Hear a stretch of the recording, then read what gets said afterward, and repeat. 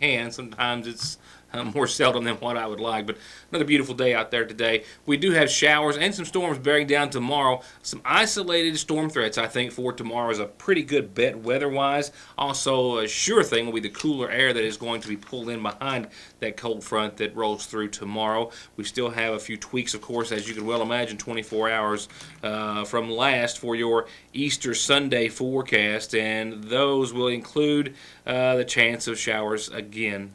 Temperature's still favorable, but chances for showers are still pretty decent for your Easter Sunday. Saturday, not so much. Well, last night was the first pitch and the opening ceremony and dedication to the new Tim Bostic Memorial Sports Complex. I had a camera there. A report will follow in just a few moments. Also, a Magafa County man indicted for threatening a judge. This indictment returned last week by sitting Magafa County grand jury. Grand jury in Magafa County also indicted him for murder of a police officer back a few years ago, for which he has served little time, and that has left a lot of folks, including his mother, very concerned. We'll touch on that tonight with much more to come at a later time. I got something today. I received this from the Office of the U.S. Attorney's Office in the Eastern District of Kentucky about a Perry County couple who owns several trucking companies. They've been convicted of frauding, defrauding, and extorting their customers, and quite a few of them. On the 18th, just a few days ago, a federal grand jury in London rendered a guilty verdict, or a federal jury, I should say more precisely, rendered a guilty verdict concerning 49-year-old Elliot Campbell and his wife, 39-year-old Melinda, on charges related to wire fraud and extortion. Elliot Campbell was reportedly convicted on 6 counts of wire fraud, 1 count of conspiracy to commit wire fraud, and 1 count of conspiracy to commit extortion, while Melinda Campbell was found guilty on 5 counts of wire fraud, 1 count of conspiracy, and another count of conspiracy to commit extortion as well. The jury came in with its verdict after 2 days of deliberation and a 3-day trial before that. A trial during which evidence was established that from 2010 through 2012, the Campbells operated trucking companies and contracted with shipping brokers throughout the country to transport cargo freight. That's not against the law, but according to evidence, the Campbells induced shipping brokers to enter into contracts with special conditions, which stipulated that payment would be offered or occur after delivery. But once the pair got the cargo freight, they failed to fulfill the specified conditions of delivery, and then they're accused of holding the cargo hostage thereafter by demanding payment prior to delivery. In response to complaints from shipping brokers, the Campbells created new companies, many of them, and used false names in order to continue their fraudulent scheme. The Campbells are scheduled to be sentenced on June the 14th. They face a maximum of 20 years on each wire fraud count, and for the extortion offense as well, a maximum of 5 years on the conspiracy charges that each one has against them. Well, great deal of news to cover. I've said that all week, but it just kind of keeps piling up. Tonight we'll focus on a couple of different things. One will be my daughter's first time out last night in the field, but she brought back a rather good story, a really good story. She had a lot to work with as well. As a whole lot of folks, including the Bostics, were in town last night for the ribbon-cutting ceremony dedicating Tim Bostic Memorial, the Tim Bostic Memorial Sports Complex. I'll have that next.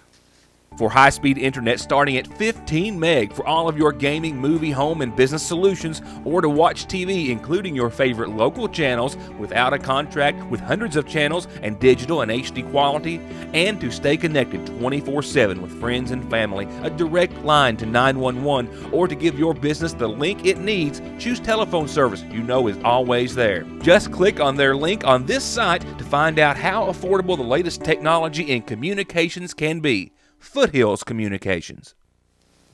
Well, a proud moment for me for a whole lot of reasons. One, Lacey's first time behind the camera, and the following report to follow will show the fruits of her labor. She was able to go last night to the newly named and dedicated as of last night Tim Bostic Memorial Sports Complex, where they held a ribbon-cutting ceremony. Also a few words from a few of the Bostic family, as well as, of course, a couple of games and first pitches to follow. The players and the coaches and parents want to thank Mr. Holbrook. We want to thank the board members Rodney Ward, Jesse Rudd, the late Bill May, newly appointed board member Jimmy Gullett, minus Ray Helton, and former board members Carl Howard and Caroline Isaac. With that being said, me and Tim started on a journey about 40 years ago. And for most of the people that knew him, he was like a dad. And you couldn't get away from that fact because he was everybody's big dog. and everybody else was the pups. So a couple things I'd like to share with you today is the fact that he taught us discipline and love. The discipline being he'd kick you in the can, the love he'd hug your neck when it was all over and said and done. And anyone that met him liked him. Anyone that really knew him loved him. And that's not ever going to change. And one last thing, if there's a place, a shrine for somebody to be that's made a positive effect on so many people, then certainly he needs to be there. He's a Hall of Famer in my book. Love you, big dog. Thank you. On behalf of my family, this is where our blood is. This is where our roots. And this was where I learned to play baseball in this county. And I was talking to Coach Napier and how we played All-Stars together. And at one time, and Big Dog did. My dad claimed me to be one of the best catchers in the county. I don't know that for sure. But I was thinking the other day, there was one time I remember during All-Stars, and I would ride my bike down to Dixie, and Dad had nothing to do with it throughout the whole season. And I believe Pete Shepard was supposed to be our All-Star coach in Little League. And throughout the practices, Dad was out there in the heat practicing us, and he was in the middle, of everybody. He was throwing soft toss, and he was going through the whole field. And I noticed a lot of the dads were over on the side, and they're by the truck drinking beer and stuff. And I remember at the time I looked over and I was thinking, man, that there's a lot of work going on with Dad and everything. And I realized the funny part about it is the dads weren't letting him do it all. They were too afraid to come on the field because he had taken over everything as far as the baseball and teaching us. But I want to say thank you, and this is speaking on behalf of my family. I don't know if there's any other members that want to come up and say something, but this wholeheartedly means something. And there's many times that he sat around the house in his last years, and all he ever talked about his home was Syersville. And we lived in Lexington there, and he talked about home. And he said the happiest days of his life was waking up in Syersville. And I know he's happy right now. So I just want to say thank you on behalf of all of us in the Bostics. Thank you very much, guys. Just like my brother Tyler said, my dad always said the happiest days of his life were when he woke up in Syersville. And some of the most precious moments of his life was being the baseball coach. He considered the boys to be his kids, and he said he was like a second father to some, and in fact he was like a first father to some of them as well. And after the tragic passing of my dad, you all just really embraced us, and you opened your arms to us, and you've treated us as a family. I know you're my dad's family first. We're my dad's family by blood, but you all were his family by choice and by love, and that really means something. And today is just bittersweet because while I wish with everything that my dad could be here today, he would be so proud, I know that he is with us, and he is watching down, and he's filled with pride at the way that you all have just encompassed us with love. And I can't think of a better way to celebrate the man and the legend that he was than by naming this field after him. It was his passion. It was his love. And I just want you to know that my dad would probably end it with a joke, a hilarious joke. I like to think I inherited his sense of humor, but I just want to end it by saying that Salyersville will always be our home, and it will always be the heart of who we are. And I can't think of a better place for my dad to be. So thank you guys so much. I now declare the Tim Bostic Memorial Sports Complex open.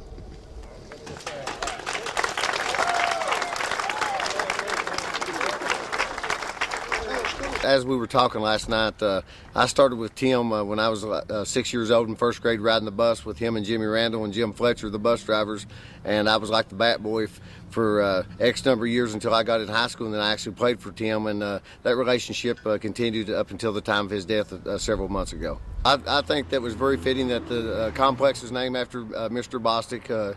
He was a person that was an ambassador for Syersville, and even though he went back to Belfry and eventually moved to Lexington, this was still his home, and I'm sure that if he could say anything right now, he'd be very proud to have his name on the facility. In the Lady Hornets home and season opener hosting Wolfe County, Leslie Howard puts one out to center field for a single, and later Mahaley Ratliff gets a good bite on the ball, turns two bases, takes the out at third, sending 2 runs home, a 9-1 win for the Hornets, opening up on their new field.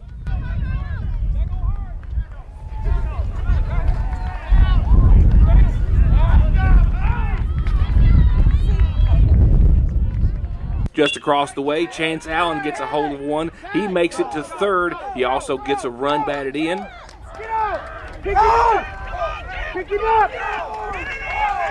All right. Good job, kid. And later, Allen gets the favorite return. Zach Salyer picks one up off the ground, literally heads into second, sending Chance Allen home. All right. Good job. Way to be out that way. And Ethan Collins at bat, an all-important single, sending Jaron Lovely to second. Zach Salyer from third makes it to home, and Austin Collins from second also crosses home plate for the run. And that is a 12-2 final score and a 3-0 record thus far into the season. 3-0 so far. We go to Powell County Thursday, go to Pikeville on Friday, and Pike Central on Saturday. Are you happy with how your team's looking thus far? So far, our pitching and defense was supposed to be our strong suit, but at the same time, we're really hitting the ball well right now. So I think our coaching staff is real pleased with the progress of the team so far. I just think, all in all, that we're not going to be second-rate anymore. For the past 35, 40 years, the baseball and softball teams had to play in the park, and the city's done well to maintain the place. But it's nice to have our own place, and it's a beautiful facility, and it's just going to be really enjoyable to take care of the facility and be able to play on it and say it's ours. And with a new videographer who also carries the same last name, we'll be keeping you up to date on Hornet baseball and softball throughout the season. I'll be right back. More headlines in a moment. Right now, tonight's McGoffin Farm Bureau community calendar that starts off, I do believe, with a birthday wish. And this one reads, from a whole lot of family and a whole lot of friends, please wish Charlotte Howard the happiest of birthdays. Happy birthday, Charlotte Howard.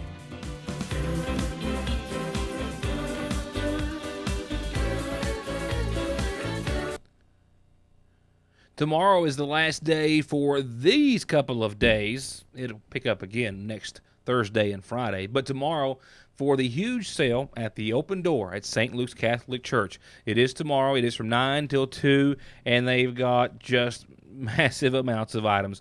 Women's, men's, kids, babies' clothes, toys, household items, and more, all for just pennies on the dollar. A huge sale at the Open Door tomorrow, and then next Thursday and Friday here in Sagersville on Parkway Drive. Have any questions, call 349-2012 or 3012 or 5320. A reminder about church services starting tonight and then running nightly at 7 through Saturday night. Communion and foot washing is tonight at the Stinson United Baptist Church. Easter sunrise services 7 o'clock Sunday morning, breakfast following, and then regular church service at 11 on Easter Sunday as well. You're welcome to join them at Stinson United Baptist Church for any or all of these. And tomorrow's the day for the Easter program at the McGoffin County Public Library, so hop on over. They're going to have story time, craft time, and snack time. Making your own banana split. Yeah, how cool is that, literally? Tomorrow, 5 o'clock at the McGoffin County Public Library. I've got a few other things on the calendar. We'll be talking about the Civil War Festival beginning here in just a day or two. A reminder about the pickup. They're going to ask volunteers to come pick up garbage around the venue there at the Civil War Reenactment Park or Civil War Park there next to South McGoffin Elementary. Now, that's going to be Saturday the 2nd, so I've got a few days to remind you. They're going to meet at noon, and I indeed will remind you as they need all the help they can get. And also, kindergarten registration, basically for the entire McGoffin County elementary school system, if you will. I have announcements from North, South, and Sayersville Grade School with kindergarten registration all beginning on March the 8th. But some other times also do apply. And also Head Start registration starts at the same time as well on next Monday. And I will get that to you in more detail tomorrow.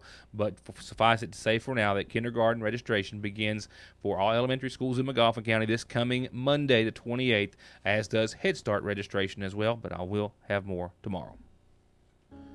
Turning to funeral service announcements, 73-year-old Ina Sue Patrick Marshall of Sagersville passed away on Monday, preceded in death by her husband Simon and son Stevie Joe.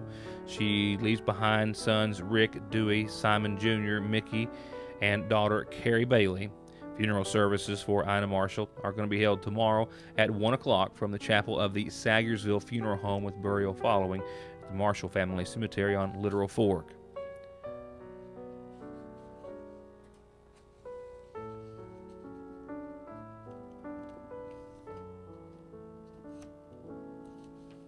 84-year-old Charlie Prater of Sayersville passed away on yesterday's date, survived by sons Philip, Charles Riley, and Scotty Neal Prater, daughters Phyllis Blackburn and Regina Marie Prater. Visitation after 6 tomorrow, all day Friday, and prior to Saturday morning services set for 11 o'clock, visitation and services from the Nelson Frazier Funeral Home in Martin.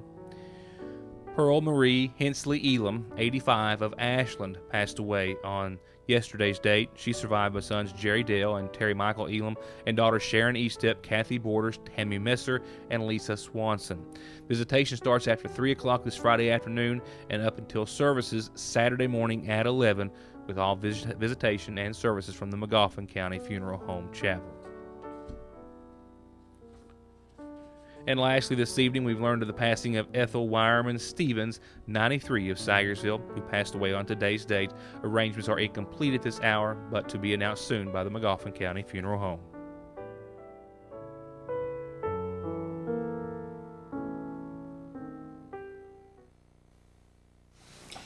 I've got city council coverage from earlier in the week and several other stories that we'll be covering before the week's end. And this following report is one that we'll also be covering in more depth in the coming days after sitting down with the victim of the case earlier today, one of the victims. It relates to a Magoffin County man who was indicted by a grand jury just last week for threatening a judge. Now, this follows his arrest but subsequent release after being charged with murder of a police officer, that being his stepfather, Albert Bloomfield, in his home. Jonathan Watkins, on August the 5th of 2012, gunned down and murdered his stepfather, Albert Bloomfield, in his home just above the newsroom here on Route 40. He was arrested that day and jailed for murder of a police officer or official. Since then, after being in jail, he'd been sent to the state psychiatric facility, placed on medications, released on November the 13th of the following year, and in and out of medical facilities, psychiatric facilities at Hazard, Louisa, possibly elsewhere, and then was just rearrested this past August after being out of jail for months. However, he was arrested this time on threatening a judge, reportedly for making threats to Circuit Judge Kim Childers. And for those charges, he was indicted by a sitting Magoffin County grand jury just last week. Problem is, his attorney is fighting those charges based on him already being declared incompetent to stand trial, which is one of the reasons that he has not been jailed for the murder charge, so to speak. His mother, who lost, she says, her son and her husband that day, has expressed her fears to us, fears for herself, her family, and for the public in general, and she has spent every day since that day of August the 5th of 2012 fighting to get him in some sort of institution, realizing that he has to be somewhere and off the streets. But she says that she's encountered a great problem, that he has been ruled incompetent to stand trial, meaning he cannot be sent to jail, but that there is no mental health institution that she's been able to find anywhere in the state or elsewhere that will accept him. And she's fearful that the charges once again will be dropped, setting him free yet again. In just a brief portion of an interview we'll air later, she tells me when she started to have grave concerns. When he was being released from jail for murder. Oh, I was shocked. I was devastated. You know, here's even from letters that he had written, some weird things that he had said, Here's a man that is charged with murder. My son, I realize that. But, and they're going to turn him loose. They're going to put him back out in society. What if he is okay? Doubtful, People's going to be terrified of him. I would be. I am. When he's in that psychotic mode or whatever it is. But we had a terrible time. Vicki Watkins Bloomfield cites what she believes is a flawed system, flawed laws, and a whole lot of other issues that have resulted in her son being allowed to go free. She details the struggle that she has gone through thus far and continues to fight to try to see him in some sort of an institution that will benefit him. For now, he remains jailed. We'll talk more with her and others about the entire situation in the coming days. For now, just a few moments to talk about your Licking Valley RECC forecast. Cold front's coming, we know that. I started off this morning at 36 degrees, and we topped out at 78, which is where we are. That's actually a bit early. I left the tape this show just a bit early so I could get on the road for Andrew's baseball game at about 5:30. So with that said, we will see about 55 tonight. Much more mild this evening. Partly cloudy skies, about like last night as far as the winds are concerned, out of the south, southwest, 3 to 8 miles per hour. Tomorrow, cold front arrives. It will, of course, change things. Temperatures down to 68 degrees. Winds we will see from the south, 8 to 21 miles per hour. Don't be surprised to get in on some gusts stronger than that with some showers and possibly and very likely a few thunderstorms throughout the viewing area. 41 for tomorrow night's low. And for Friday, the cold air behind this front and those showers arrives with 52 degrees, a 10% chance of some showers, but that's mainly before 8 a.m. Otherwise, clouds will part. We'll see partly sunny skies, 52, 37, and clearing skies by the end of your Friday. And with a whole lot of watchful little eyes on the weekend and a whole lot of events planned, church and Easter egg hunts and otherwise, well, here's how your Easter Sunday weekend is shaping up. Saturday, not so bad, really, at all. We're talking about sunny and 66, comfortable, nice, 48 for the low. Warmer on your Easter Sunday, but it comes at a price. We're talking about a 40% chance of showers and storms. That rolls in to play about 11 in the morning or so. And that grows to a 40 from a 40% chance to about a 70% chance and a likelihood of some showers and storms by Sunday evening. Temperatures 71, 47. That front will also leave us with some cooler air behind it. 60 and 41 on your Monday and 60 degrees again on your Tuesday. That's it for tonight. A lot of news we're working on and will be working on continuously between now and the next time I see you. Until then, enjoy your evening. We'll be talking about and experiencing, I believe, some showers and possibly thunderstorms by the time I see you next. But we hope you'll join us for more news you can only find here on Your News Today. Good night.